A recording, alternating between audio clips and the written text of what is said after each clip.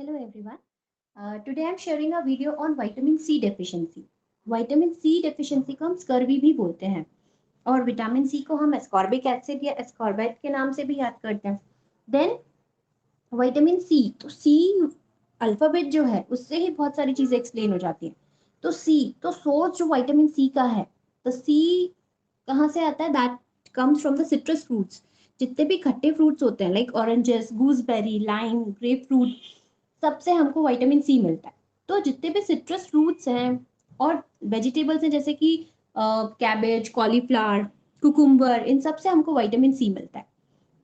Another thing कि हमको क्यों डाइट में लेना जरूरी है, क्योंकि हमारे पास ऐसा कोई एंजाइम नहीं है जो ग्लूकोज से हमको विटामिन सी बना देगा. तो बेसिकली हमको उसको डाइट में ही लेना पड़ेगा, तभी हमको विटामिन सी मिलेगा. अनादर सी से इंपॉर्टेंट चीज है कुकिंग. तो बहुत सारी चीजों में विटामिन सी होता है, पर जब आप कुक करते हो तो वो लॉस्ट हो जाता है क्योंकि वो हीट लेबाइल है. देन विटामिन सी आपने खा लिया, डाइट में ले लिया, अब एब्जॉर्ब कहाँ होता है? तो बेसिकली ये स्मॉल इंटेस्टाइन में एब्जॉर्ब होता है, वो भी एक्टिव प्रोसेस से होता है. बट स्टोर्ड कहाँ होता है? ये स्टोर होता है लैब में. लैब लैब को हम कैसे करेंगे? Means L leukocytes, A stands for adrenals and P stands for pituitary. तो बेसिकली जाके स्टोर हो जाता है ल्यूकोसाइट, एड्रिनल्स और पिट्यूटरी में. देन हम फंक्शन की बात करें तो विटामिन सी का फंक्शन क्या है, क्यों हमको इतना इंपॉर्टेंट लग रहा है विटामिन सी? तो basically C, another C is collagen connective tissue synthesis में हेल्पफुल है, हमको बोन फॉर्मेशन में हेल्प करता है, वुंड हीलिंग में हेल्प करता है.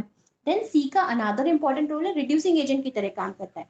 तो फेरिक को फेरस में कन्वर्ट करना, लाइसिन प्रोलीन का रिडक्शन करना, ये सब विटामिन सी करता है. तो इसलिए बहुत ही इंपॉर्टेंट है. देन दूसरी चीजों को भी स्टेबलाइज करता है, like vitamin E, folic acid, इन सबको स्टेबलाइज करता है. तो इसीलिए vitamin C is very important. तो सी से सोर्स की बात हो गई, सिट्रस फ्रूट्स है, कुकिंग में लॉस्ट हो रहा है, कोलेजन कनेक्टिव टिश्यू सिंथेसिस में हेल्प करता है, then act as a reducing agent, और स्टोर कहाँ हो रहा है? लैब में. देन डेली रिक्वायरमेंट की बात करें तो इन्फेंट में है 30 to 40 mg और चिल्ड्रन में है 40 to 70 mg पर डे. देन मिल्क में कितना होता है? तो 5 to 15 mg होता है पर 100 कैलोरीज. बट अगर आप बहुत बॉईल करते हो मिल्क को तो वो लूज हो जाता है. Clinical features of scurvy. तो कभी हमारे पास बच्चा आता है जिसको भी विटामिन सी डेफिशिएंसी हो रही है. तो बेसिकली डेफिशिएंसी हो क्यों रही होगी? क्योंकि बॉइल्ड मिल्क ले रहा होगा बच्चा, या फिर सिट्रस फ्रूट्स नहीं ले रहा है जो कि बेसिकली सोर्स है विटामिन सी का. तो he will come with the deficiency. जो भी बच्चा विटामिन सी डेफिशिएंसी जिसको भी होता है, ही और she is quite irritable. Anorexia होगा उसको, अनीमिया होगा, क्योंकि विटामिन सी जो है वो कोलेजन और कनेक्टिव टिश्यू के सिंथेसिस के लिए इंपॉर्टेंट है. तो कैपिलरी फ्रेजिलिटी मिलेगी हमको इनमें, क्योंकि कैपिलरी की वॉल स्टेबल नहीं, इजीली ब्रेक होगा. तो देयर विल बी फॉलिकुलर पेरीफॉलिकुलर हीमरेजेस मिलेंगे हमको, ब्लीडिंग गम्स मिलेंगे, जिंजिवल स्वेलिंग, और भी जगह हमको ब्लीडिंग मिलेगा. तो सब पेरियोस्टियल ब्लीड होगा, हीमाथ्रोसिस, जॉइंट में ब्लीडिंग होगा, और उसके अलावा इतना ज्यादा लिम्ब में ब्लीडिंग एंड एवरीथिंग होगा सब पेरियोस्टियल, तो उसकी वजह से पेनफुल जॉइंट्स, पेनफुल लिम्स हो जाएंगे. तो there will be pseudo paralysis. बच्चे को बोलोगे पैर मूव करने को, वो हाथ भी नहीं लगाने देगा. तो दैट इज स्यूडो पैरालिसिस. वो फ्रॉग लाइक पोस्टर अज्यूम करके सेमी फ्लेक्शन होगा हिप और नीज में, इस तरह से ही विल सिट. एंड साथ में हमको स्कॉर्बियोटिक रोजरी मिलती है जो कि एंगुलर हमको स्वेलिंग मिलती है कॉस्टोकॉन्ड्रल जंक्शन पे.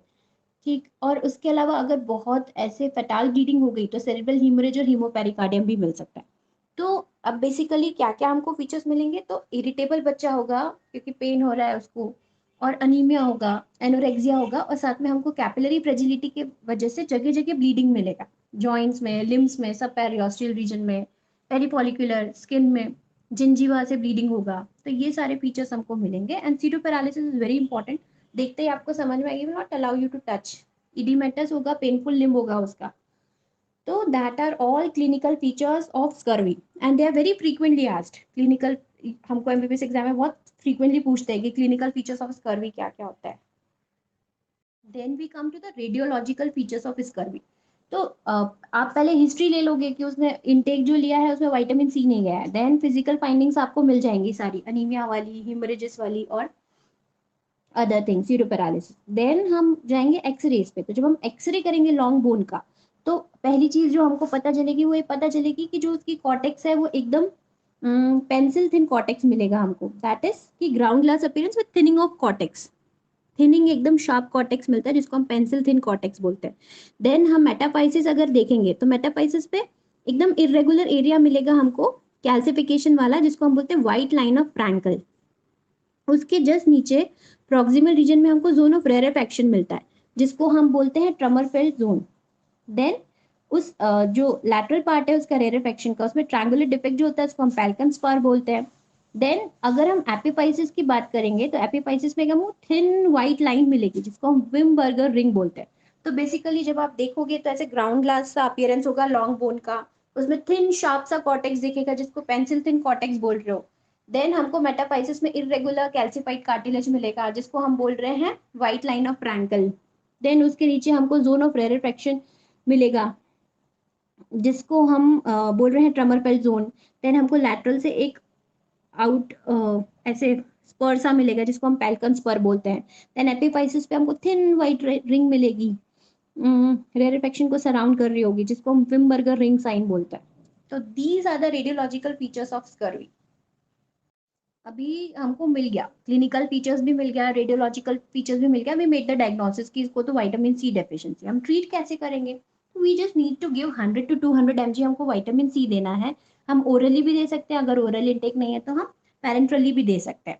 और बहुत ही एकदम रैपिड इंप्रूवमेंट, हमको ट्रेमेंडस इंप्रूवमेंट देखने को मिलता है क्लिनिकल फीचर्स में भी, रेडियोलॉजिकल साइंस में भी, सब रिजोल्यूट हो जाएगा। एंड अनदर थिंग जो इम्पोर्टेंट ये है, अगर आपने एक्सेस डोज में भी दे दिया विटामिन सी तो वो यूरिन में एक्सक्रीट हो जाता है अनचेंज्ड, उसका कभी भी हमको टॉक्सिसिटी नहीं मिलता। Thank you.